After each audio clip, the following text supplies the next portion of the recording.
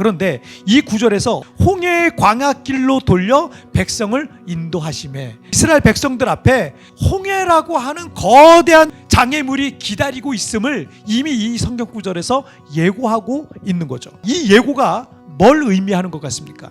이스라엘 백성들이 진퇴양난 절체절명의 위기 속에서 홍해가 갈라지고 그들을 뒤쫓던 애굽의 군대가 멸절될 것을 암시하고 있는 거예요. 광야로 들어간 그들에게 일상의 삶이 기적의 연속이 될 것을 암시하고 있는 겁니다. 그리고 그 첫 번째 기적이 바로 홍해 사건이다 라는 것을 예고하고 있는 겁니다. 제가 부교육자로 생활하던 때 점점 나이가 들어가고 제가 중년이 됐어요. 개인의 어떤 미래와 진로에 대한 생각을 하고 있었어요. 부교육자들에게 진로라는 것은 첫째, 부교육자로 계속 생활하다가 은퇴하냐, 이 선택은 한국교회의 현실 속에서는 조금 불가능합니다. 아무래도 이 부목사님들이 담임 목사님의 비전과 사역을 이 어시스트 하려면 젊음과 열정이 필요합니다. 그래서 영미권에서는 이 부목사를 어시스턴트 파스터라 그래요. 그리고 이 역동적인 한국교회의 경우 열정적인 이 젊은 목사님들이 담임 목사님의 사역을 이 어시스트 하는 게 잘 어울리죠. 때문에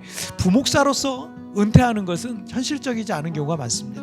그리고 진로에 대한 두 번째 선택은 다른 교회 담임 목사로 청빙받아 가는 거, 그리고 또 하나는 교회 개척. 그런데 이 개척이란 건 결코 쉽지 않습니다. 그렇기 때문에 대부분의 경우는요, 이미 잘 조직된 기존 교회에 담임 목사로 가는 것을 마음에 염두에 두고 있는 경우가 사실은 많습니다. 하지만 저는 어느 날 갑자기 하나님의 부르심을 받아서 필리핀에 한인교회를 개척하게 되었어요. 처음 그 부르심이 있었을 때는 많이 당황스러웠습니다. 그리고 마치 아무것도 없는 광야로 들어가는 것 같은 그런 기분이 들더라고요. 광야는 길도 표지판도 먹을 것도 마실 것도 그리고 의지할 사람도 그 어떤 좋은 환경도 없는 곳이 광야라는 곳입니다. 필리핀에 여행조차도 한번 와본 적이 없었던, 그 연고도 없고 아무런 준비조차 되어 있지 않았던 저에게 필리핀이 한인교회 개척은 제 인생에 마치 광야로 들어가는 것 같은 기분이 그때 들었어요. 하지만 그 순간순간 제 삶의 일상이 기적의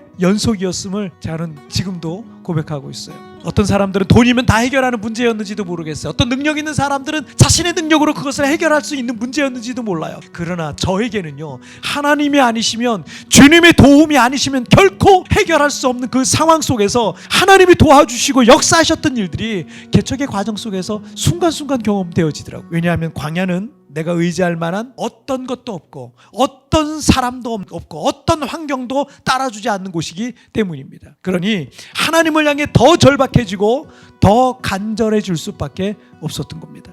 기도하지 않을 수 없는 그 환경이 내 인생의 광야였어요. 광야는 내 힘과 능력이 얼마나 보잘것없는 곳인지를요, 철저하게 경험하는 곳이 광야입니다. 에스카 소울즈라는 분이 예수님처럼 친구가 되어주라, Be Friends라는 그런 책을 쓰셨는데, 그 책에 이런 내용이 있어요. 성경을 보면 하나님은 결함과 하자가 많은 사람을 통해 역사상 가장 위대한 일을 행하셨다. 여러분, 내 인생에 결함과 하자가 많은 것 같습니까? 그런데 하나님은 바로 그런 이들을 통해서 위대한 일들을 행하셨다는 거예요. 내 인생에는 많은 결핍과 부족함과 연약함이 있습니까? 하나님은 그 이 땅에서 결핍 속에 있는 이들에게 하늘의 것을 채워주심으로 역사에 오셨어요. 내 인생이 지금 광야 속에 있는 것 같습니까? 여러분, 그 광야에서 일상이 기적이 되는 역사를 경험하게 되실 겁니다.